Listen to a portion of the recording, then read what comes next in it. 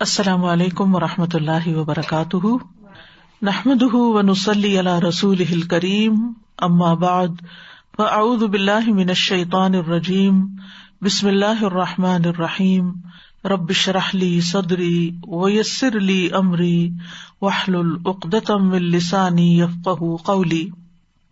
لو أنزلنا هذا القرآن على جبل لرأيته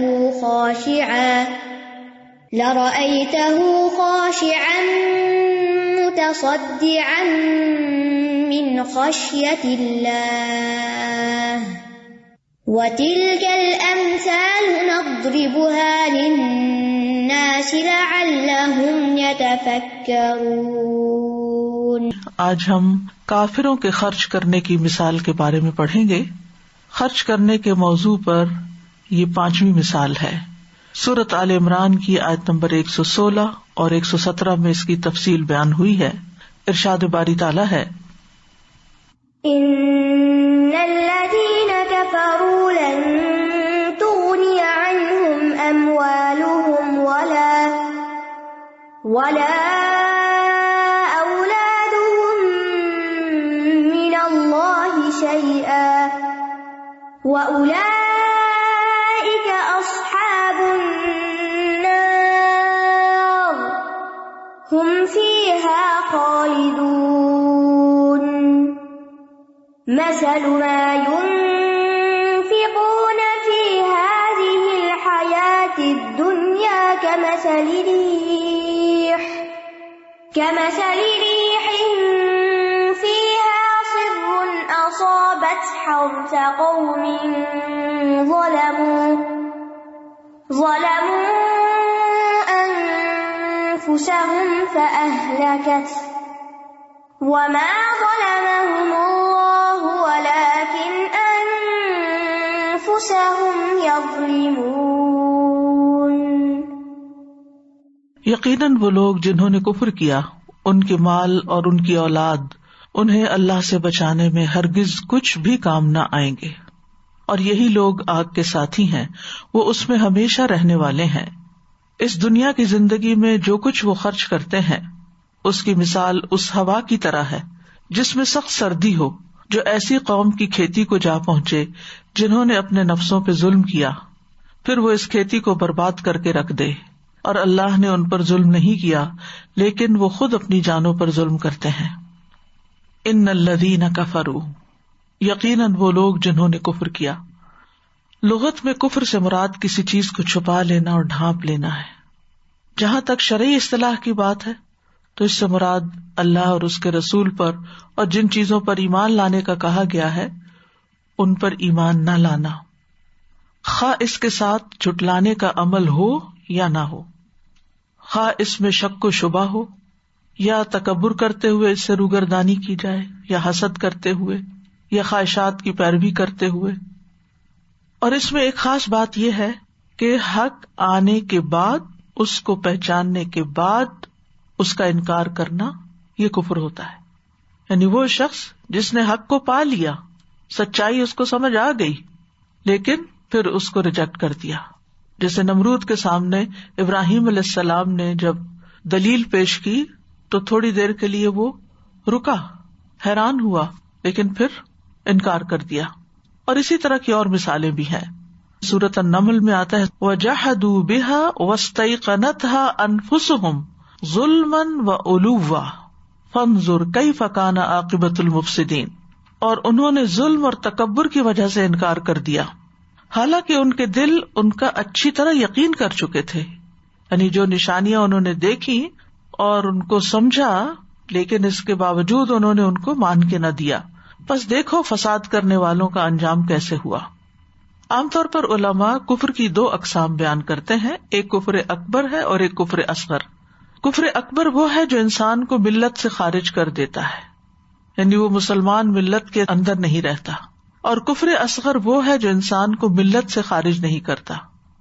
اس کی دلیل ابن عباس رضی اللہ عنہ کا یہ قول ہے جو اللہ تعالیٰ کے اس فرمان کے بارے میں ہے، وَمَن لَّمْ يَحْكُم بِمَا أَنزَلَ اللَّهُ فَأُولَٰئِكَ هُمُ الْكَافِرُونَ، جو لوگ اللہ کے حکم کے مطابق فیصلہ نہ کریں جو اس نے نازل کیا تو یہی لوگ کافر ہیں۔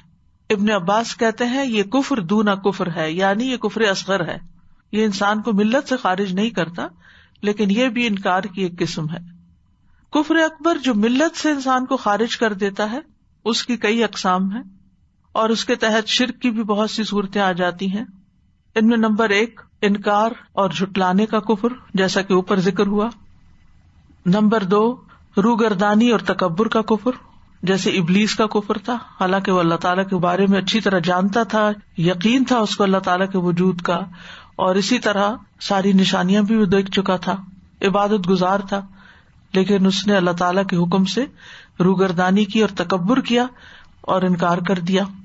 پھر اسی طرح نفاق کا کفر، جیسے عبداللہ بن ابی بن ابی سلول کا تھا، یا باقی تمام منافقین کا کفر تھا۔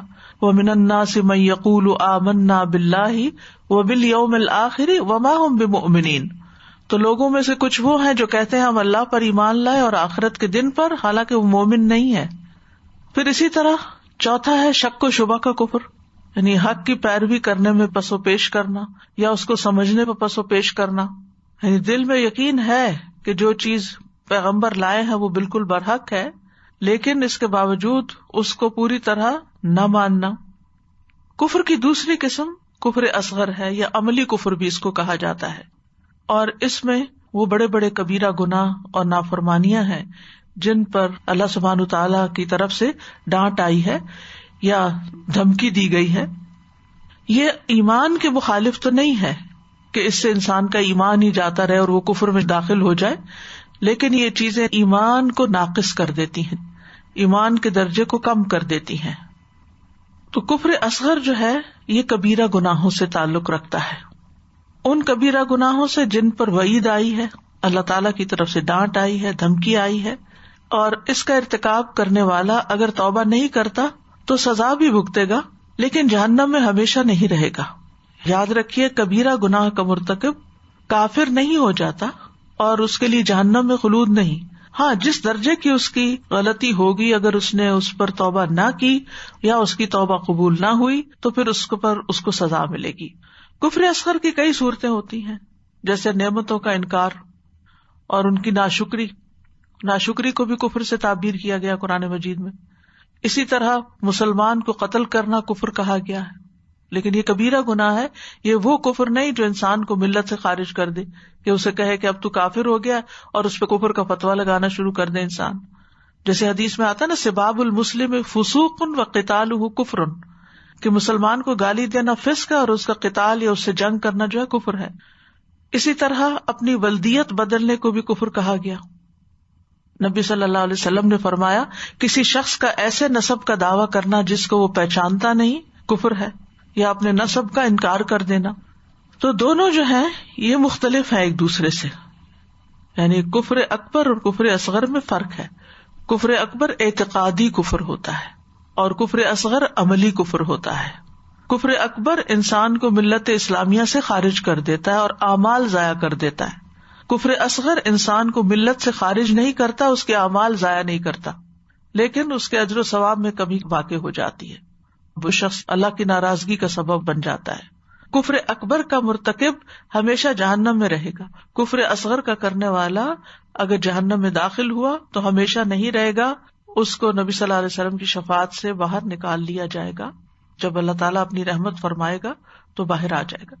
کفر اکبر خون اور مال کو جائز کر دیتا ہے، کفر اصغر خون کو جائز نہیں کرتا، یعنی اس کے خلاف جنگ نہیں کی جا سکتی، قتل نہیں کیا جا سکتا۔ کفر اکبر کا ارتکاب کرنے والوں کی ولایت منع ہے، جبکہ کفر اصغر کے ساتھ یہ پابندی نہیں۔ تو اس آیت میں جس کفر کا ذکر کیا گیا ہے وہ کفر اکبر ہے۔ کیوں؟ اس لیے کہ آیت کے اختتام پہ آ رہا ہے وَأُولَئِكَ أَصْحَابُ النَّارِ هُمْ فِيهَا خَالِدُونَ۔ ٹھیک ہے، اس کا مطلب ہے کہ اگر کسی نے کفر اکبر کیا ہے، اللہ تعالیٰ کا ہی انکار کر دیتا ہے یا اللہ کے رسولوں کا یا ایمان کے جتنے پلرز ہیں ان میں سے کسی ایک کا، تو وہ کفر اکبر کا شکار ہو جاتا ہے۔ ایسی صورت میں پھر اس کے لیے نجات کی کوئی صورت نہیں، اور اگر وہ مال خرچ کرتا ہے تو اس کے مال کی یہ مثال ہے جو اس آیت میں بیان ہو رہی۔ جہاں تک ان باتوں کو جن کا تعلق کفر اصغر سے ہے، یعنی گناہ کبیرہ جو ہے، ان کا تعلق ہے. تو اگر کوئی شخص گناہ کبیرہ کرتا ہے تو اس کے بعد کوئی نیکی کرتا ہے تو یہ نیکی اس کے گناہ کو دور کرنے کا سبب بنے گی. جیسے اگر کسی نے قتل کر دیا تو قتل کا جو کفارہ ہے اور اس کی جو دیت ہے وہ اس گناہ میں تخفیف کا سبب بنتی ہے.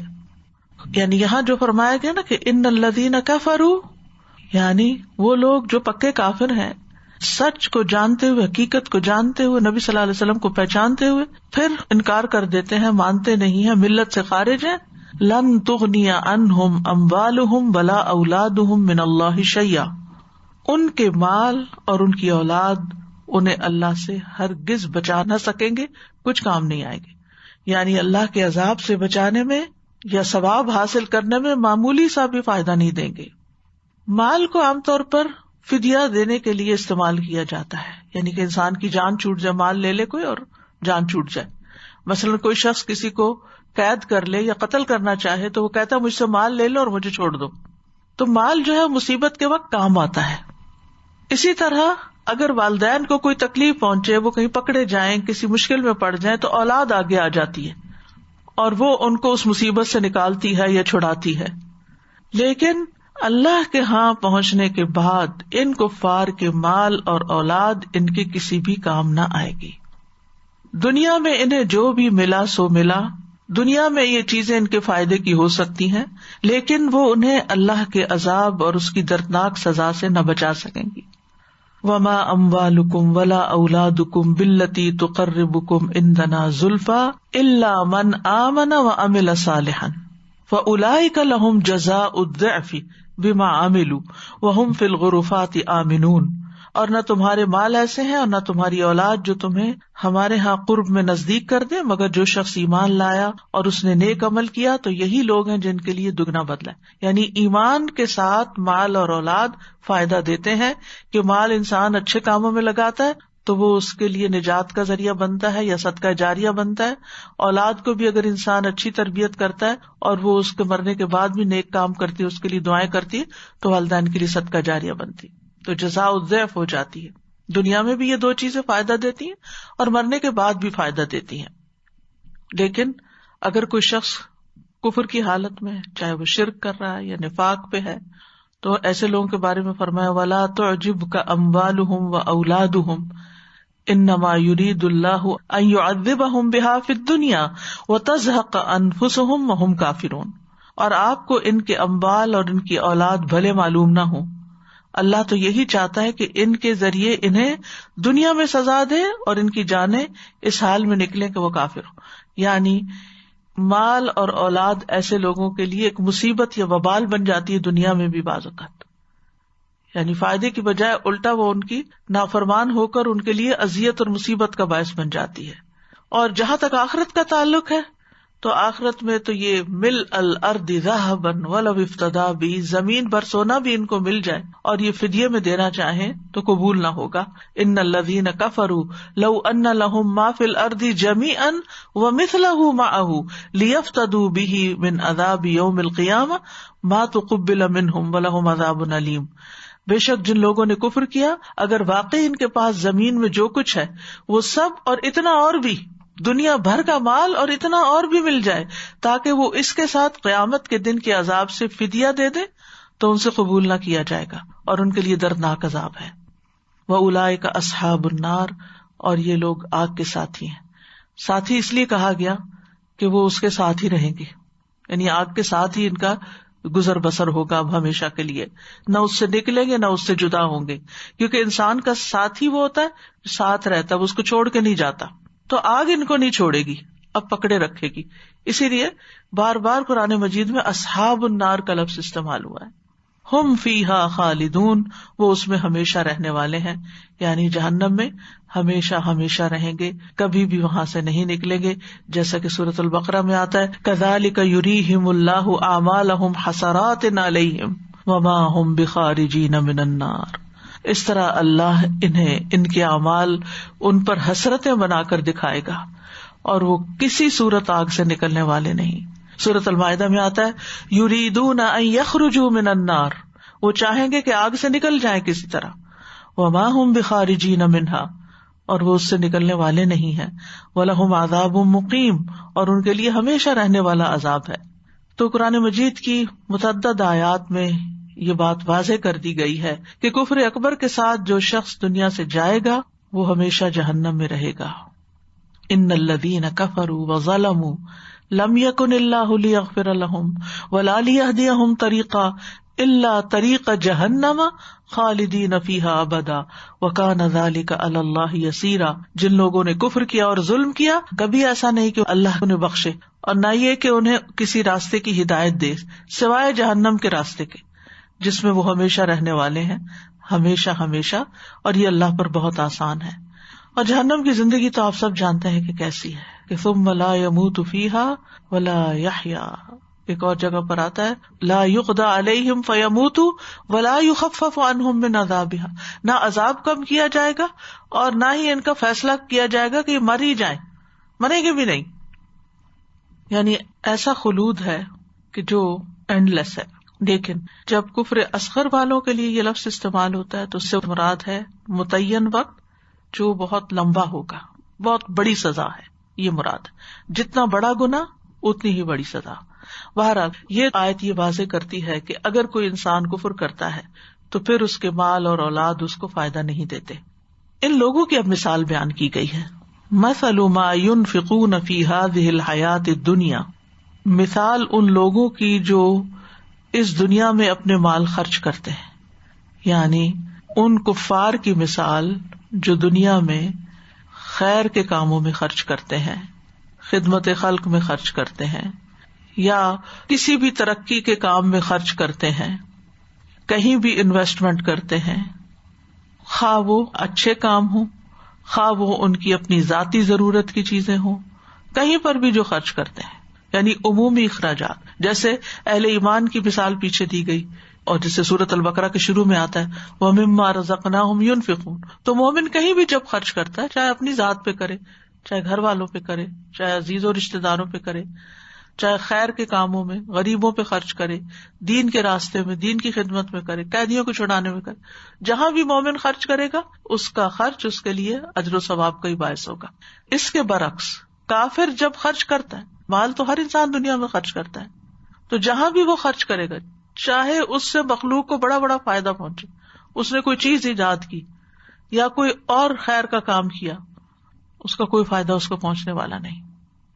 دوسرا معنی اس کا یہ ہے کہ اگر وہ اللہ کے راستے سے روکنے میں خرچ کرتے ہیں، یعنی بعض کا خیال ہے کہ کفار نے بدر کی جنگ میں بہت مال خرچ کیا تھا اور اس کی بعد کی جنگوں میں بھی اسلام کے راستے کو روکنے کے لیے، اور خصوصاً بدر میں کہا جاتا ہے کہ جتنا بڑا لشکر تھا اس کے لیے 1 اونٹ روز ذبح ہوتا تھا جس سے وہ کھانا کھاتے تھے، اور کوئی نہ کوئی ڈونیٹ کرتا تھا وہ اونٹ، یعنی دیتا تھا اپنے کاز کے لیے. اسی طرح ابو لہب کی بیوی نے کہا تھا کہ میں اپنا ہار بیچ کے تو محمد صلی اللہ علیہ وسلم کی مخالفت میں لگا دوں گی. اسی طرح منافق جو تھے اندر سے تو ایمان نہیں تھا، لیکن اوپر سے وہ جب نبی صلی اللہ علیہ وسلم لوگوں کو صدقات پر ابھارتے تو مارے بندے الا وہم کارہون وہ خرچ کرتے تھے. تو ایسے لوگوں کا خرچ کرنا جو اسلام کے راستے میں رکاوٹ بنے یا پھر نفاق کے ساتھ خرچ کرے، وہ ان کے لیے حسرت کا باعث بنیں گے، ان کو فائدہ نہ دیں گے. جیسے سورۃ الانفال میں آتا ہے ان الذین کفروا ينفقون اموالهم لیصدوا عن سبیل اللہ فسینفقونها ثم تکون علیہم حسرۃ ثم یغلبون والذین کفروا الی جہنم یحشرون. بے شک جن لوگوں نے کفر کیا وہ اپنے مال خرچ کرتے ہیں تاکہ اللہ کے راستے سے روکیں، پس ان قریب وہ انہیں خرچ کریں گے، یعنی کر بھی رہے ہیں اور بھی کریں گے ابھی، پھر وہ ان پر افسوس کا باعث ہوں گے، حسرت کا باعث ہوں گے کہ ہم نے کس راستے میں اپنا مال لٹایا جس کا کچھ بھی فائدہ نہیں ملا. پھر وہ مغلوب ہوں گے اور جن لوگوں نے کفر کیا وہ جہنم کی طرف اکٹھے کیے جائیں گے، چاہے پہلی امتوں میں سے یا بعد میں. ان لوگوں کے خرچ کرنے کی مثال کیا ہے؟ کمثل ریح فیہا سر، ان کے خرچ کرنے کی مثال ایک ہوا کی طرح ہے. ریح شدید ہوا کے لیے ہوتا ہے اور عموماً یہ عذاب کے معنوں میں استعمال ہوتا ہے، جبکہ اس کے برعکس ریح کی جو جمع ہے وہ رحمت کے لیے، وہ ہوائیں جو بادل لاتی ہیں، پھر بارش برستی ہے، پھر سبزہ اگتا ہے، اللہ کی رحمت آتی ہے تو اس کے لیے قرآن مجید میں لفظ ریاح استعمال ہوتا ہے، جبکہ ریح کا لفظ عذاب کے لیے استعمال ہوتا ہے. ایسی ہوا فیہا سر، جس میں شدید ٹھنڈک ہوتی ہے. سر کا لفظ جو ہے یہ سریر سے، سریر، اور سریر آواز کو کہتے ہیں. تو سر ان کا ایک معنی یہ ہے کہ ایسی آندھی ہوتی ہے جس میں چیخ بھی ہوتی، ایسی ٹھنڈی ہوا جس کی چیخیں بھی سنائی دے رہی ہوتی. آپ نے بہت دفعہ ایکسپیرینس کیا ہوگا کہ بعض اوقات ہوا چلتی ہے تو اگر ونڈوز میں چھوٹا سا بھی کوئی سوراخ ہو، درز ہو، تو اس میں سے وہ جب گزرتی ہے تو بہت شور ہوتا ہے. درختوں سے ٹکرا کے بھی گزرتی ہے تو بہت شور ہوتا ہے. اسی طرح یہ معنی بھی کیا گیا ہے کہ ایسی آندھی اور آواز جو برداشت نہ کی جا سکتی ہو. کبھی کبھی جو گرج اور کڑک کی آوازیں ہوتی ہیں وہ بھی اس میں شامل ہو جاتی ہیں. اور ایک معنی وہ ہوا جو جلانے والی ہوتی ہے، یعنی آندھی جس میں آگ ہوتی، جسے پیچھے بھی ہم پڑھ چکے ہیں ایسار فیہ نار، یعنی وہ شدید ہوا جس کے اندر آگ بھی ہو. تو علماء اس بارے میں 3 باتیں کرتے ہیں کہ سروں سے مراد منجمد کرنے والی سردی، سخت ٹھنڈک جس کو پالا بھی کہا جاتا ہے، یا ایسی خوفناک آواز جو ناقابل برداشت ہو، یا جلانے والی آگ. اور ایک قول یہ بھی ہے کہ اس سے مراد شدید گرمی ہے جو پھلوں کو جلا دیتی ہے. دیکھا جائے تو شدید سردی بھی اور شدید گرمی دونوں ہی کھیت کے لیے نقصان دہ ہوتے ہیں. اصابت حرث قوم ظلموا انفسهم فاہلکتہ، یہ سخت ٹھنڈی ہوا اور یہ سخت قسم کی تیز آندھی یا سخت قسم کی ہوا جس کے ساتھ آگ بھی شامل ہو گئی. جیسے آپ دیکھیں کہ کیلیفورنیا کے جنگلات جیسے جلے ہیں تو ہوا کے ساتھ ساتھ آگ پھیلتی چلی گئی، یا اسی طرح آسٹریلیا میں. اور اسی طرح آپ دیکھیے کہ بعض اوقات جیسے اسپرنگ آتی ہے اور موسم بدلتا ہے اور سبزہ اگنے لگتا ہے اور اتنے میں پھر سنو پڑ جاتی ہے. جیسے کہ کل اور آج ہم نے دیکھا کہ ہر طرف درختوں کے اندر سے چھوٹے چھوٹے کونپلے اور پتے نکلنا شروع ہو گئے ہیں. اور اس طرح کچھ لوگوں نے بیج بھی ڈالے ہوں گے. کہتے ہیں نا اپریل شاورز برنگ مے فلاورز، کہ اپریل کے جو شاور ہیں وہ مئی میں فلاورز لاتے ہیں. لیکن اگر سنو زیادہ پڑ جائے یا سخت سردی پڑ جائے، ٹیمپریچر بہت ڈاؤن ہو جائے، تو وہ ان سارے پودوں کو یا اس ساری ویجیٹیشن کو نقصان دیتے ہیں. تو ایسی ہوا جو منجمد کر دینے والی ہوتی ہے وہ نقصان دیتی ہے، اور ہلکی بارش جو ہوتی ہے وہ فائدہ دیتی ہے، پھل پھول اگتے ہیں. لیکن سخت ٹھنڈی ہواؤں سے کونپلیں وغیرہ جل جاتی ہیں. تو یہاں پر ہے اصابت، وہ سر جو ہے یا پالا جو ہے یا سخت ٹھنڈی ہوا جو ہے، سردی جو ہے وہ پہنچی حرث قوم، ایسی قوم کی کھیتی کو. حرث مصدر ہے اور یہاں مفعول کے معنی میں ہے، یعنی کاشت کے قابل بنائی جانے والی زمین، یعنی وہ زمین جس کے اندر کچھ اگایا گیا. اور یہ کون لوگ ہیں جن کی یہ کھیتی تھی؟ ظلموا انفسہم، جنہوں نے اپنی جانوں پر ظلم کیا تھا، کفر کر کے، شرک کر کے. اور اس میں شرک اکبر بھی ہو سکتا ہے اور شرک اصغر بھی، ریاکاری بھی، جیسے کہ پیچھے ہم پڑھ چکے ہیں کہ ریاکاری سے، احسان جتانے سے اور اذیت دینے سے صدقات ضائع ہو جاتے ہیں. اور اس میں ایسی جگہوں پر مال خرچ کرنا بھی آتا ہے جو اللہ تعالیٰ کی اطاعت کے بغیر ہو، اللہ کی نافرمانی کے کام ہو. تو کفار چونکہ ایمان اور اخلاص سے محروم ہوتے ہیں، اس وجہ سے وہ اپنے آپ پر ظلم کرتے ہیں، اور اس ظلم کے ساتھ جو بھی کام وہ کرتے ہیں، جو بھی وہ کھیت لگاتے ہیں، جو بھی وہ بظاہر فائدے کا کام کرتے ہیں، اینڈ آف دا ڈے وہ سب ضائع ہو جانے والا ہے. فَأَهْلَكَتْهُ، تو ایک ٹھنڈی ہوا آتی ہے تو وہ اس کو جلا کے رکھ دیتی ہے. یعنی مراد یہ ہے کہ کافر کا صدقہ خیرات، رفاہی کاموں میں خرچ کرنا، یہ سب آخرت میں بیکار جائے گا، بے فائدہ ہوگا، ضائع ہو جائے گا. اس سارے عمل کو، ان کے خرچ کرنے اور اس کے نتیجے کو ان لوگوں کی کھیتی سے تشبیہ دی گئی ہے جنہوں نے اپنی جانوں پر ظلم کیا، جو کھیتی دیکھنے میں سرسبز اور شاداب تھی لیکن سخت ہوا نے اس کو برباد کر دیا. تو جب بھی انسان اخلاص کے بغیر، ایمان کے بغیر کوئی کام کرتا ہے تو اس نیک عمل کا انسان کو کوئی فائدہ نہیں پہنچتا. اسی طرح آخرت کو سامنے نہ رکھ کے جو کام کیے جاتے ہیں صرف دنیاوی فائدوں کے لیے، مثلا کام نیکی کا ہی ہے، آپ کی نیت بھی بڑی اچھی ہے، لیکن آپ اس سے صرف دنیا کا وقتی فائدہ چاہتے، وہ آخرت میں فائدہ نہیں دے گا.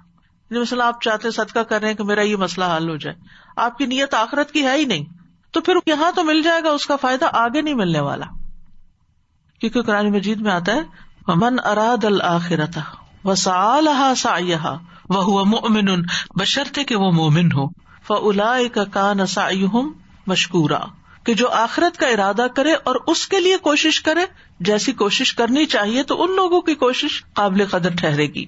وَمَا ظَلَمَهُمُ اللَّهُ، اور اللہ نے ان پر ظلم نہیں کیا، وَلَٰكِنْ أَنفُسَهُمْ يَظْلِمُونَ، وہ خود اپنے اوپر ظلم کرتے تھے۔ ظلم کا معنی ہوتا ہے کسی چیز کو اس کے مقام سے ہٹا کے رکھ دینا، یعنی یہ وہ لوگ ہیں جنہوں نے کفر اور گناہ کر کے اپنی جانوں پر ظلم کیا۔ کرنا تو یہ چاہیے تھا ایمان لا کر عمل صالح کر کے اپنے آپ کو فائدہ پہنچاتے، لیکن انہوں نے ایسا نہیں کیا، لہٰذا انہوں نے اپنے اوپر ظلم کیا۔ اللہ نے ان پہ ظلم نہیں کیا، کیونکہ اللہ سبحانہ وتعالیٰ کسی پہ ظلم نہیں کرتا۔ قرآن مجید میں آتا ہے وما انا بظلام للعبید، میں بندوں پہ ظلم کرنے والا ہرگز نہیں ہوں۔ سورۃ النساء میں آتا ہے ان اللہ لا یظلم مثقال ذرۃ، بے شک اللہ ایک ذرے کے برابر بھی ظلم نہیں کرتا۔ سورۃ یونس میں اللہ تعالیٰ کا فرمان ہے ان اللہ لا یظلم الناس شیئا، بے شک اللہ لوگوں پر کچھ بھی ظلم نہیں کرتا۔ یعنی یہ پڑھ کے کتنی خوشی ہوتی ہے کہ جو بھی انسان کے ساتھ کوئی تکلیف دہ معاملہ ہوتا ہے یا کوئی بھی مسئلہ آتا ہے اس کو، تو اللہ تعالیٰ کسی بندے پہ ظلم نہیں کرتا، اس کے پیچھے کوئی اور ہی وجہ ہوتی ہے۔ ہاں، بندے اپنی جانوں پر ظلم کرتے ہیں، وَلَٰكِنْ أَنفُسَهُمْ يَظْلِمُونَ، وہ اپنے آپ پر ظلم کرتے ہیں۔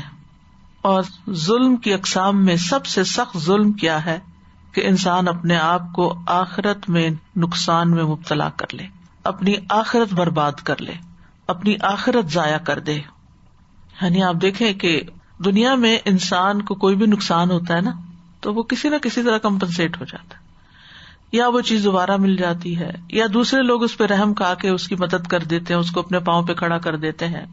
لیکن اگر کوئی شخص اپنی آخرت گنوا دیتا ہے تو گویا اس نے سب کچھ گنوا دیا۔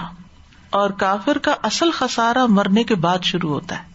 دنیا میں اس نے جو نیکی کی ہوتی ہے اس کا کچھ نہ کچھ فائدہ اس کو مل جاتا ہے، لیکن آخرت ناکام ہو جاتی ہے۔ اب دیکھیے کہ دنیا میں اگر ایک مومن کے اوپر کوئی تکلیف آتی ہے، وہ صبر کرتا ہے تو اس کا بھی اس کو اجر ملتا ہے، اور وہ جو نقصان اس کا ہوتا ہے وہ بھی آخرت میں کمپنسیٹ ہو جاتا ہے۔ مثلا اگر کوئی دنیا میں فقر و فاقہ میں رہا، اس کے بعد جنت میں چلا گیا، تو موت نے ساری مصیبتوں کا خاتمہ کر دیا۔ لیکن ایک کافر انتہائی خوشحال ہے، انتہائی خوشحال ہے، اس کو کبھی کوئی تکلیف نہیں آئی، لیکن جو ہی مرتا ہے موت کے بعد اس کا حساب شروع ہو جاتا ہے، نقصان شروع ہو جاتا ہے۔ حضرت علی رضی اللہ عنہ کہا کرتے تھے اصل دولت مندی اور محتاجگی اللہ کی بارگاہ میں پیش ہونے کے بعد ہے، کون امیر ہے کون فقیر ہے وہ کل پتہ چلے گا۔ یعنی موت آنے پر دنیا کی مصیبتوں کا خاتمہ ہو جاتا ہے، لیکن کفر اور نافرمانی اور گناہ کے بوجھ اور سزائیں موت کے وقت ہی شروع ہو جاتی ہیں، اور موت کے بعد تو پھر وہ جاری رہتی ہیں۔ تو بنیادی طور پر اس مثال میں اللہ سبحانہ وتعالیٰ نے یہ بات واضح کر دی کہ کفر کے ساتھ اپنی جان پہ ظلم کرتے ہوئے انسان جب کوئی کام کرتا ہے، خواہ وہ کتنا بڑا نیکی کا کام ہو، محتاجوں کی مدد کرے، مظلوموں کی مدد کرے، بے سہارا لوگوں کی مدد کرے، صلہ رحمی کرے، ہسپتال بنوائے، کنویں کھدوائے، دیگر رفاہی کام کرے، وہ اپنے غلط دین کو پروموٹ کرنے کے لیے خرچ کرے، جیسے کہ آپ دیکھتے ہیں کہ کرسچن مشنریز بڑی بڑی اماؤنٹس خرچ کرتی ہیں، تو یہ سارے اخراجات ان کو قیامت کے دن کوئی نفع نہ دیں گے۔ ان کی کھیتی اسی طرح برباد ہو جائے گی جس طرح دنیا میں آپ کسی ہرے بھرے کھیت کو دیکھتے ہیں کہ سخت سردی نے اس کو تباہ کر کے رکھ دیا۔ یعنی کفار کے نفقات اور اخراجات اس باغ کی طرح ہیں جس کو پالا تباہ کر دیتا ہے، اس ہوا کی طرح جس میں پالا ہو اور وہ اس کھیتی کو تباہ کر دے۔ یعنی مثال کو سمجھنے کی کوشش کریں، کفار کے صدقہ خیرات باغ اور کھیت کی طرح ہیں، یا کس چیز کو کس سے تشبیہ دی گئی ہے، یعنی ان کے اعمال جو ہیں بظاہر نیک اعمال، صدقہ خیرات، یہ کیا ہے؟ جیسے ایک باغ ہو، کسی کا چھوٹا گارڈن ہوتا ہے، کسی کا بڑا ہوتا ہے، کسی کا ویل مینٹینڈ ہوتا ہے، کسی کا چھوٹا موٹا کچن گارڈن ہوتا ہے۔ تو اگر کسی نے دنیا میں بہت بڑا باغ بھی لگایا لیکن ساتھ کفر ہے، اور خوبصورت باغ لگایا اور اس میں ہر طرح کے پھل ہیں، ہر طرح کے میوے ہیں، ساری سہولتیں ہیں، سب کچھ ہے، دیکھ کے دل خوش ہو جاتا ہے، یعنی بعض لوگوں کے کام ایسے ہوتے ہیں کہ جن کو دیکھ کر انسان رش کرتا ہے کہ کیا زندگی ہے، انہوں نے کیا کیا نہیں کیا انسانیت کی خدمت کے لیے، اور کہاں کہاں تک نہیں پہنچے، کیسے کیسے باغ نہیں لگائے، ایک باغ نہیں کئی باغ لگائے. لیکن ہوا کیا کہ جس طرح پالا کھیتی کو برباد کرتا ہے، اسی طرح ان کا کفر ان کے صدقہ و خیرات کو تباہ و برباد اور اکارت کر دیتا ہے. سر کیا ہے؟ کفر. اور قیامت کے دن اس کھیتی سے کچھ بھی حاصل نہ ہوگا. بہت سے لوگ کہتے ہیں نا کہ فلاں نے اتنے خیر کے کام کیے، وہ بھی جنت میں نہیں جائیں گے، فلاں نے یہ کیا، نام لے لے کے کہتے ہیں مختلف شخصیات کے جو دنیا میں بڑے بڑے کاموں میں مشہور ہیں. تو پھر ان کے دل میں کیا خیالات ہے کہ ظلم نہیں، کہ ان کی ساری محنت ضائع ہو جائے. اللہ نے ظلم نہیں کیا، انہوں نے خود اپنے اوپر ظلم کیا. وہ اصل سچائی کو نہیں پہچان سکے، یا پہچانا تو انہوں نے کسی بھی وجہ سے اس کو نہیں مانا، چاہے تکبر تھا، چاہے حسد تھا، چاہے خواہشات تھی، چاہے سوچا ہی نہیں اس طرف. تو جیسے ٹھنڈی ہوا چلتی ہے اور لگا لگا کھیت برباد ہو جاتا ہے، پیلا پڑ جاتا ہے، یا تیز آندھی آتی ہے اور اس میں آگ بھی اور جل کے کھیت رہ جاتا ہے، تو باغ والا ہاتھ ملتا رہ جاتا ہے، شدید حسرت کا شکار ہو جاتا ہے. اسی طرح قیامت کے دن وہ اپنے اعمال کو جب برباد دیکھیں گے تو کافی افسوس ملتے ہوئے رہ جائیں گے.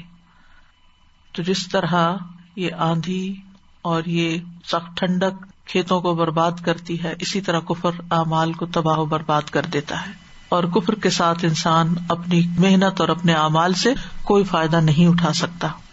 تو بیسیکلی اس مثال کے دو رخ ہیں، دو جہتیں ہیں. ایک تو یہ کہ یہ ان کے بارے میں بیان ہوئی ہے جو خیر کے کاموں میں خرچ کرتے ہیں، اور دوسرا یہ کہ مثال عام ہے، یعنی جو بھی خرچ کرتے ہیں خواہ نیکی کے کاموں میں یا اللہ کے راستے سے روکنے میں یا اللہ کے دوستوں سے دشمنی رکھنے میں، عمومی اخراجات ہیں، سب کے سب اس میں آ جاتے ہیں. اصل میں انسان کو صرف یہ نہیں سوچنا چاہیے کہ جو کام میں کر رہا ہوں یہ کام اچھا ہے، کوئی فرق نہیں پڑتا کہ میں اللہ کی خاطر کر رہا ہوں یا نہیں، good for the sake of goodness, نہیں، فار دا سیک آف اللہ الون. جب تک یہ اخلاص نہیں آتا تو کوئی بھی نیکی یا کوئی بھی اچھا کام آپ کو حقیقت میں فائدہ نہیں دیتا. وقتی طور پر دیکھ کے آپ اس بات کو خوش ہو سکتے ہیں، اپنی اچیومنٹس کو دیکھ کے انسان خوش ہو سکتا ہے، لیکن اگر اس طریقے پر اس نے وہ کام نہیں کیا یا وہ کام نہیں کیا جس کو کرنا چاہیے تھا، تو پھر انسان کی کوششوں اور محنتوں کا وہ پھل نہیں ملے گا جو وہ خود توقع رکھ کے بیٹھا ہوا. وَبَدَا لَهُم مِّنَ اللَّهِ مَا لَمْ يَكُونُوا يَحْتَسِبُونَ. وہ چیزیں سامنے آئے گی قیامت کے دن جس کا انہیں خیال بھی نہ تھا. تو اس مثال سے کئی باتیں پتہ چلتی ہیں. ایک بات تو یہ ہے کہ صدقے کا فائدہ بھی پتہ چلتا ہے انڈائریکٹلی، کہ صدقہ فائدہ مند چیز ہے اگر اس کو صحیح طور پر کیا جائے، اور اگر اسے صحیح طور پر نہ کیا جائے تو وہ نقصان دہ ہے. یعنی انسان کے اعمال میں سب سے افضل عمل کیا ہے؟ صدقہ. حضرت عمر کہتے ہیں مجھے بتایا گیا کہ اعمال آپس میں فخر کرتے ہیں تو صدقہ کہتا ہے میں تم سب سے افضل ہوں. اور پھر یہ کہ صدقہ اللہ کے ہاں بڑھتا بھی ہے، لیکن کفر اور شرک کی وجہ سے، نفاق کی وجہ سے، نیت کی خرابی کی وجہ سے وہ اللہ کے ہاں بڑھنے کی بجائے انسان کے لیے الٹا وبال کا باعث بنتا ہے. صدقہ سے عمومی طور پر مال میں اضافہ ہوتا ہے، لیکن یہاں اصل زر بھی جاتا ہے، پروفٹ تو پیچھے رہا. اور جسے یہ یقین ہو کہ اس کو بدلہ ملے گا وہ خرچ بھی ضرور کرتا ہے. حسن بصری کہتے ہیں جو اللہ سے بدل کے حاصل ہونے کا یقین کر لیتا ہے وہ لوگوں کو عطیہ دینے میں سخاوت کرتا ہے، دیتا چلا جاتا ہے کہ یہ آج میں دے رہا ہوں، یہ مجھے واپس ملنا، یہ کہیں نہیں جا رہا، یہ میرا ہی ہے. یعنی اگر میں نے کوئی چیز کسی اور کے ہاتھ میں رکھ دی تو بظاہر اس کے ہاتھ میں چلی گئی، لیکن پھر بھی وہ میری ہی ہے، کیونکہ وہ واپس آئے گی اور کئی گنا زیادہ بہتر ہو کے واپس آئے گی. تو اس لیے دینے والے کا کچھ بھی نہیں جاتا، کوئی نقصان ہے ہی نہیں. اور پھر آپ دیکھیے کہ دینے سے برکت بھی ہوتی ہے اور انسان کو اطمینان بھی حاصل ہوتا ہے، فرشتوں کی دعائیں ملتی ہیں. ہر روز جب صبح ہوتی ہے تو دو فرشتے دعا کرتے ہیں، ایک کہتا ہے اللہ دینے والے کو نعم البدل دے، اور دوسرا کہتا ہے کنجوس کے مال کو برباد کر دے. یعنی جو نہیں دیتا اس کی بربادی کی دعائیں کرتا ہے. آپ خود سوچیے سارا دن وہ فرشتہ یہی دعا کرتا رہے تو انسان کا پھر کیا حال ہوگا جو بخیل انسان ہے. پھر یہ کہ صدقے سے آسانیاں بھی ملتی ہیں. فَأَمَّا مَنْ أَعْطَى وَاتَّقَى وَصَدَّقَ بِالْحُسْنَى فَسَنُيَسِّرُهُ لِلْيُسْرَى. لیکن وہ جس نے دیا نافرمانی سے بچا اور اس نے سب سے اچھی بات کو سچ مانا یعنی ایمان لایا تو یقیناً ہم اسے آسان راستے کے لیے سہولت دیں گے. اسی طرح یہ ہے کہ بلاؤں اور مصیبتوں کو ٹالتا ہے صدقہ. اگر کافر بھی صدقہ کرے تو اس کو دنیا میں اس کا فائدہ پہنچتا ہے, اس کی مصیبت دور ہوتی ہے. تو یہ ہر خاص و عام کے لیے ہے, مومن کافر سب کے لیے, لیکن مرنے کے بعد فائدہ نہیں ہوگا. تو یہ مثال آگے کے بارے میں ہے. اور جیسا کہ آپ جانتے ہیں کہ صدقے میں مال تو ہے ہی, لیکن ہر وہ چیز جو انسان پوزیس کرتا ہے وہ صدقے میں شامل ہو جاتی ہے. مادی اشیاء بھی آتی ہیں, سونا, چاندی, جانور, اور اسی طرح دیگر چیزیں بھی. جیسے نیکی کا ہر کام صدقہ شمار ہوا. کل معروف صدقہ, اچھی بات صدقہ, کسی کی مدد کرنا صدقہ, مسکرانا صدقہ, نیکی کا حکم دینا صدقہ, برائی سے روکنا صدقہ, بھولے بھٹکے کو رستہ بتانا صدقہ, نابینا کے ساتھ چلنا صدقہ, راستے سے پتھر کانٹا ہڈی ہٹانا صدقہ, اپنے ڈول سے دوسرے کے ڈول میں پانی ڈال دینا صدقہ. یہ ساری نیکیاں ہیں. اور آپ دیکھیں کہ یہ ساری نیکیاں ہر طرح کی کمیونٹی کے لوگ کر رہے ہوتے ہیں, مسلم, کافر, نان مسلم, سب کے سب کرتے ہیں. تو یہ نیکیاں صرف ایمان کے ساتھ ہی فائدہ مند ہوں گی, یعنی یہ صدقات ایمان کے ساتھ فائدہ مند ہے. اسی طرح اگر آپ کسی کو سلام کرتے ہیں, پانی کا ایک گھونٹ بھی پلاتے ہیں, نبی صلی اللہ علیہ وسلم نے فرمایا وَالشُّرْبَةُ مِنَ الْمَاءِ تُسْقِيهَا صَدَقَةٌ, ایک گھونٹ پانی پلا دیا آپ نے کسی کو, وہ بھی صدقہ. ہر روز ہمارے جسم کے ہر جوڑ پر صدقہ واجب ہو جاتا ہے. تو چھوٹے چھوٹے نیکی کے کام جو ہم دوسروں کی خدمت کے کرتے ہیں وہ سب صدقہ میں شمار. اسی طرح معمولی نیکی بھی جو ہم کسی کے ساتھ کرتے ہیں وہ بھی صدقہ شمار ہو جاتی ہے. نبی صلی اللہ علیہ وسلم نے فرمایا کسی نیکی کو حقیر نہ سمجھا کرو, اگرچہ کسی کو ایک رسی ہی دو, یا کسی کو جوتی کا تسمہ دو, یا اپنے ڈول میں سے کسی پانی مانگنے والے کے برتن میں پانی ڈال دینا. پھر اسی طرح خندہ پیشانی سے ملنا, سلام کرنا, لوگوں کو انس اور محبت دینا, ان کی وحشت دور کرنا, کسی کی تنہائی دور کرنا. نبی صلی اللہ علیہ وسلم نے فرمایا نیکی کے کسی کام کو معمولی نہ سمجھنا, خواہ تم کسی اداس آدمی کو جو تنہائی اور خوف محسوس کرے انس اور اپنائیت مہیا کرو. یعنی آپ کو معلوم ہے کہ کوئی شخص بالکل اکیلا ہے, لونلی ہے. یعنی آج کل کووڈ میں آپ دیکھیں کہ کتنے ہی لوگ ایسے ہیں جو بےچارے گھروں میں بند, اکیلے, نہ کہیں جا سکتے ہیں, نہ کوئی ان کے پاس آ سکتا ہے. تو ایسے میں اگر آپ ایک کال کر دیتے ہیں ان کو, ان سے بات کر لیتے ہیں, تو یہ بھی آپ کے حق میں صدقہ لکھا جاتا ہے. اپنے گھر والوں پہ خرچ کرنا, خادم کو کھلانا, بیوی کو پانی پلانا بھی صدقہ شمار ہوتا ہے. پھر شجر کاری کرنا, درخت لگانا, یہ بھی صدقہ ہے. جس مسلمان نے کوئی پودا لگایا اس درخت سے جو بھی کھایا گیا وہ اس کے لیے صدقہ ہوگا, جو اس سے چوری کیا گیا وہ بھی صدقہ, یعنی لوگ توڑ کے لے گئے, جو درندوں نے کھایا, پرندوں نے کھایا, وہ بھی صدقہ. یعنی کسی قسم کی کوئی بھی کمی ہوگی, کیڑا ہی کھا گیا وہ بھی صدقہ ہو گیا. ایمان شرط ہے, ایمان تو لازم. میں یہ ساری باتیں آج اس لیے بیان کر رہی ہوں کہ یہ سارے چھوٹے چھوٹے کام ہم دن بھر کرتے رہتے ہیں, کوئی نہ کوئی, کبھی کسی موقع پہ, کبھی کسی موقع پہ. اور صرف ہم نہیں کرتے, ہر قسم کے لوگ کرتے ہیں, لیکن فائدہ ان سے کون اٹھائے گا؟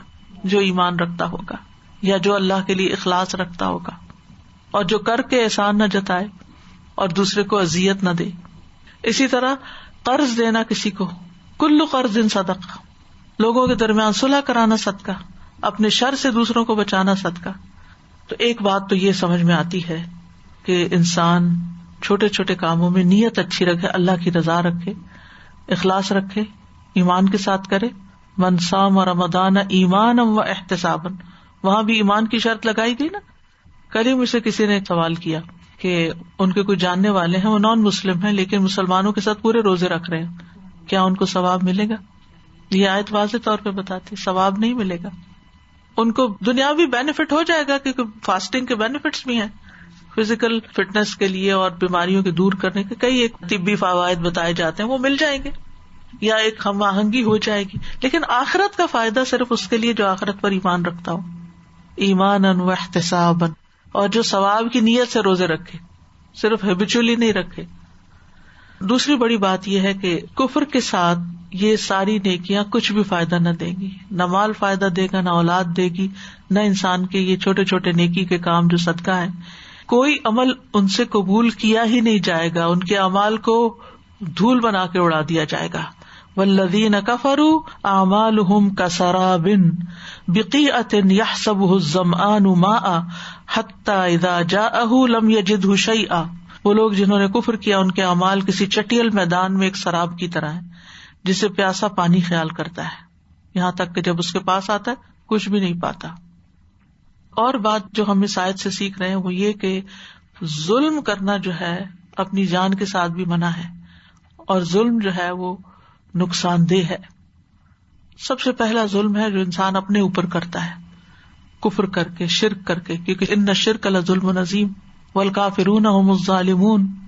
دوسرا ہے کسی اور انسان پر ظلم کرنا، کسی کے جسم، مال، عزت و آبرو میں تکلیف پہنچانا، بدسلوکی کرنا.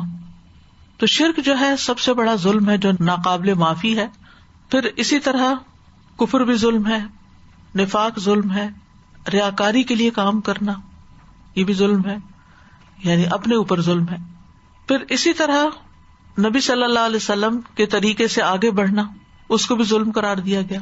ایک دیہاتی نے نبی صلی اللہ علیہ وسلم سے وضو کے بارے میں پوچھا تو آپ نے اسے 3 مرتبہ آزاد ہو کر دکھائے، فرمایا یہ وضو ہے. جو شخص اس میں اضافہ کرے وہ برا کرتا ہے اور حد سے تجاوز کر کے ظلم کرتا ہے. یعنی ہم عام طور پر کسی کو ایک تھپڑ لگانا ظلم شمار کرتے ہیں، لیکن وضو میں 4 دفعہ بازو دھونا جو ہے وہ ظلم نہیں سمجھتے، یہ بھی ظلم ہے. قطع رحمی ظلم ہے، اگر ایک سے زائد بیوی ہو انصاف نہ کرے تو وہ بھی ظلم ہے. بچوں میں عدل نہ کرنا وہ بھی ظلم ہے. کام کروا کے اجرت نہ دینا، یعنی مزدور رکھ کے اس کو مزدوری کا بدلہ نہ دینا، یہ بھی ظلم ہے. کسی کا مال ہتھیا لینا، جیسے یتیموں کا مال ہڑپ کر جانا. ان الذین یأکلون اموال الیتامی ظلما انما یأکلون فی بطونہم نارا. جو لوگ ظلم سے یتیموں کا مال ہڑپ کر جاتے ہیں وہ حقیقت میں اپنے پیٹ میں آگ بھرتے ہیں، عنقریب وہ جہنم میں داخل ہوں گے. اسی طرح بعض اوقات لوگ جانوروں پر ظلم کرتے ہیں. ایک عورت کو بلی کی وجہ سے عذاب دیا گیا تھا جس نے اس کو باندھ کے مار دیا، کھانے کو کچھ نہیں دیا.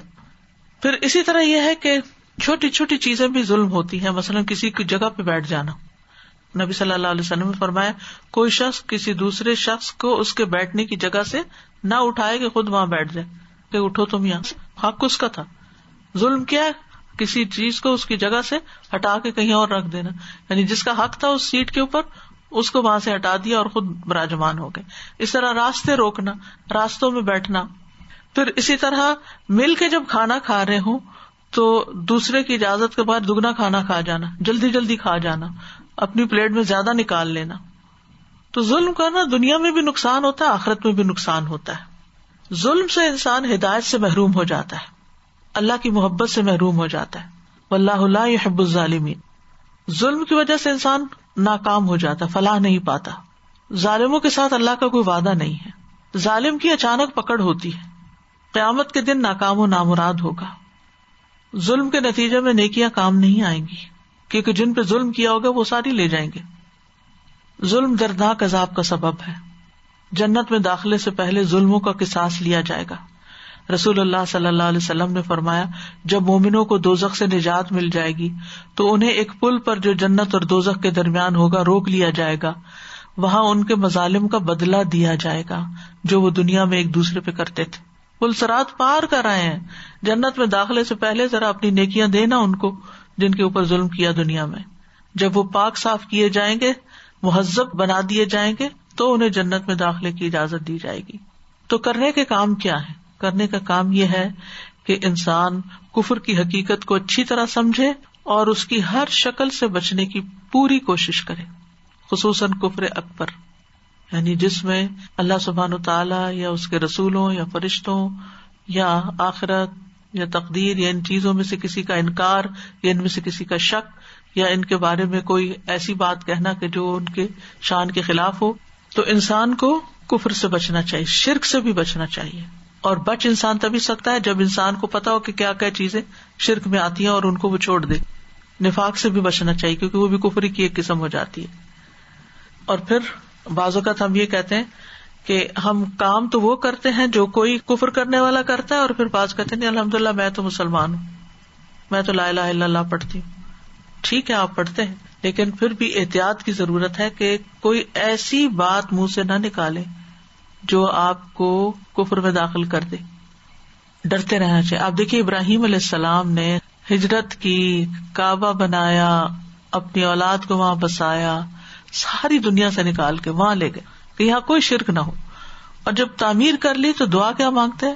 وجنبنی وبنی ان نعبد الاصنام، اللہ مجھے اور میری اولاد کو بچانا کہ ہم بتوں کی پوجا کریں. اس وقت کوئی سوچ سکتا تھا؟ یہ تو اب صاف ستھرا گھر ہے، کوئی یہاں مشرک نہیں، کچھ نہیں، اب تو یہ توحید پر ہی ہوں گے. نہیں، آپ کو کیا پتا آگے والی جنریشنز کیا کریں. تو خود بھی اور اپنی اولاد کے لیے بھی اس سے یعنی بچتے رہنا چاہیے. پھر اسی طرح مرتد ہونے سے، یعنی وہ بھی کفر کی ایک قسم ہے کہ آپ مسلمان گھرانے میں پیدا ہوئے لیکن آپ پلرز آف فیتھ میں سے کسی چیز کا انکار کر دیں. اسی طرح شرک سے بھی بچنا چاہیے. فمن کان یرجو لقاء ربہ فلیعمل عملا صالحا ولا یشرک بعبادۃ ربہ احدا، اور اپنی ساری کوششوں کو آخرت پر مرکوز کر دینا چاہیے. تو اللہ سبحانہ وتعالی ہمیں صحیح معنوں میں توحید پر قائم رہنے کی توفیق دے اور اپنے اعمال کو برباد کرنے سے ہم بچیں. دنیا ایک امتحان کی جگہ ہے اور اس میں ایسے ایسے امتحان آتے ہیں جن کی طرف انسان کی کبھی توجہ بھی نہیں ہوتی، کبھی اس طرف خیال ہی نہیں ہوتا، لیکن اچانک وہ کر بیٹھتا ہے. تو محتاط زندگی بسر کرنے کی ضرورت ہے. ہمیشہ اپنا احتساب کرتے رہنا چاہیے. اور اس کی مثال ایسے ہی ہے کہ جیسے ایک پودا آپ لگاتے ہیں نا تو اس کے ساتھ گھاس پھوس بھی اگاتی ہے، ویڈز ہوتے ہیں. اگر آپ اس کو نہیں نکالے تو وہ پودا مضبوط نہیں ہوگا. بالکل اسی طرح جب ہم کوئی صدقہ کرتے ہیں یا ہم کوئی نیکی کا کام کرتے ہیں کوئی بھی، تو اس کے ساتھ کچھ ہمارے نفس کی خرابی آ جاتی ہے، کوئی لوگوں کی تعریفیں یا اپریسیشن جو ہوتی ہے وہ بگاڑ پیدا کرتی ہے. تو انسان کی ساری زندگی پھر وہ ویڈز اکھاڑتے اکھاڑتے ہی گزرنی چاہیے. یہ احتساب کا عمل ہے اپنے ساتھ. یعنی بعض اوقات ایسا ہوتا ہے کہ انسان کوئی وسائل اس کو زیادہ مل جائے، مال زیادہ آ جائے یا اور کوئی اتھارٹی مل جائے تو وہ اوور کانفیڈنٹ ہو جاتے ہیں، یعنی بے وجہ کی خود اعتمادی آ جاتی، یہ اس کے لیے ہلاکت خیز بن جاتی.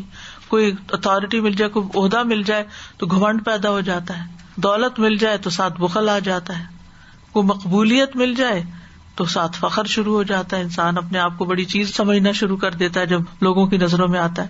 تو ہر انسان کو چاہیے کہ وہ پھر اپنا احتساب کرتا رہے، یعنی ساتھ ساتھ دیکھتا رہے کہ میں کہیں پھسل تو نہیں رہا.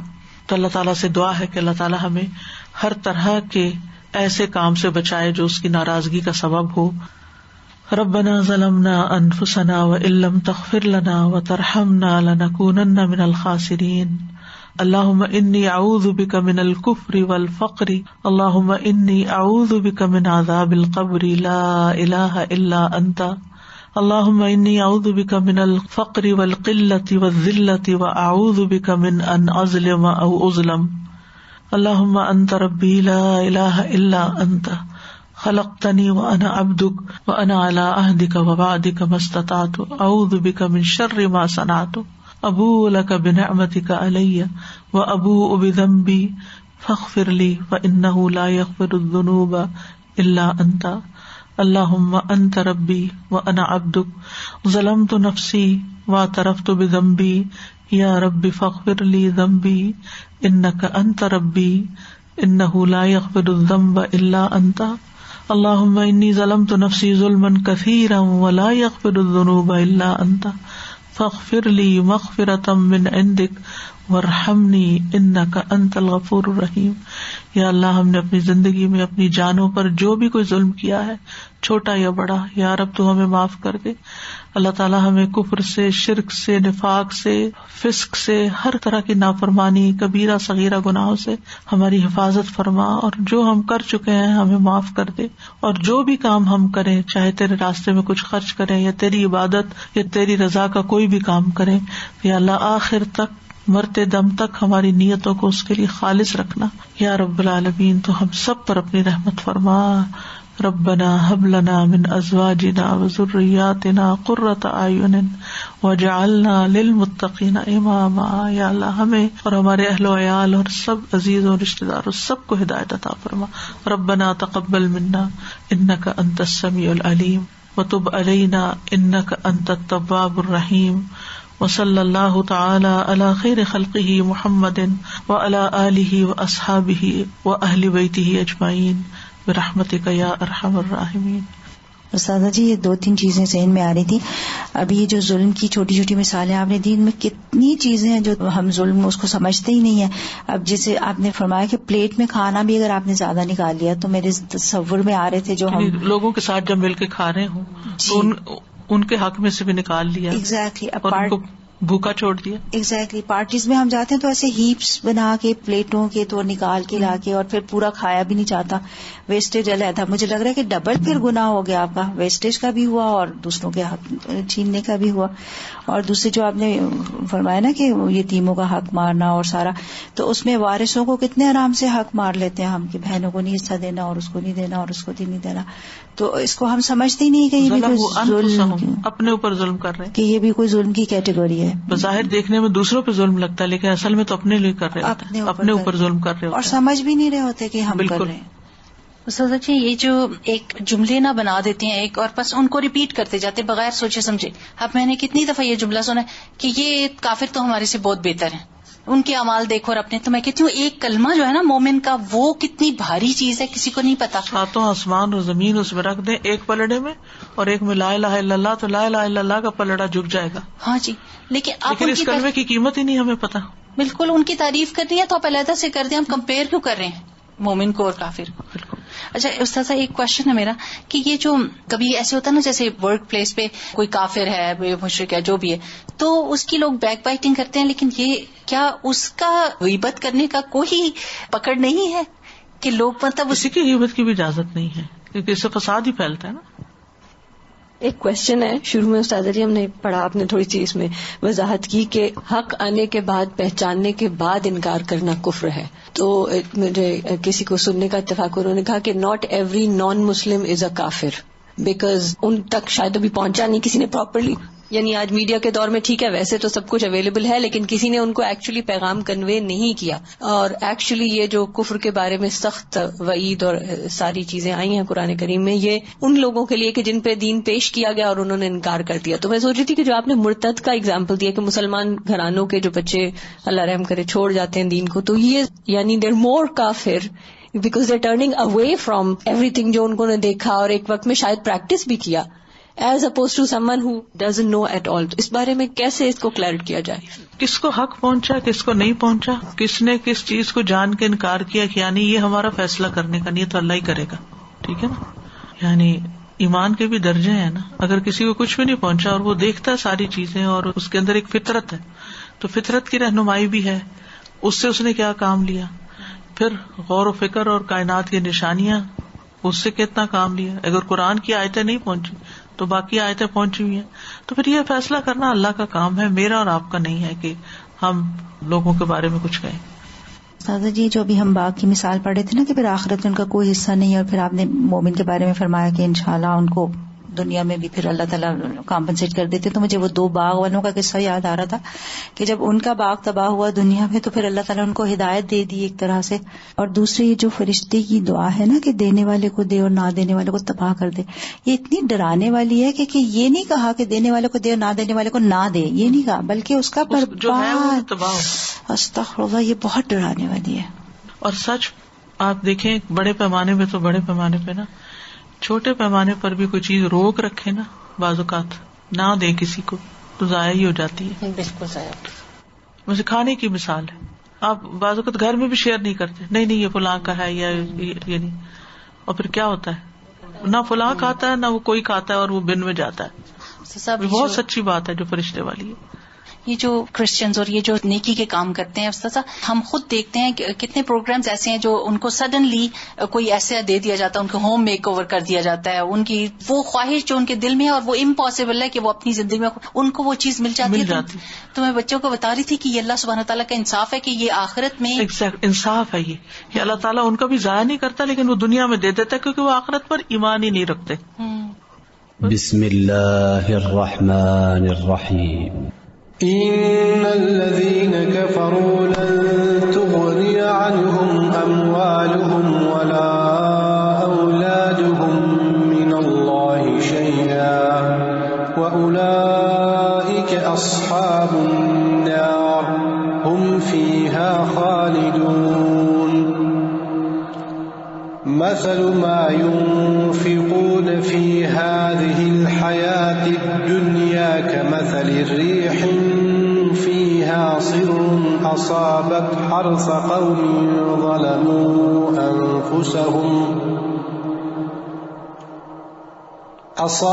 حرث قوم ظلموا أنفسهم فأهلكته وما ظلمهم الله ولكن أنفسهم يظلمون. وآخر دعوانا ان الحمد للہ رب العالمین. سبحانک اللہم وبحمدک اشہد ان لا الہ الا انت استغفرک واتوب الیک. السلام علیکم ورحمۃ اللہ وبرکاتہ.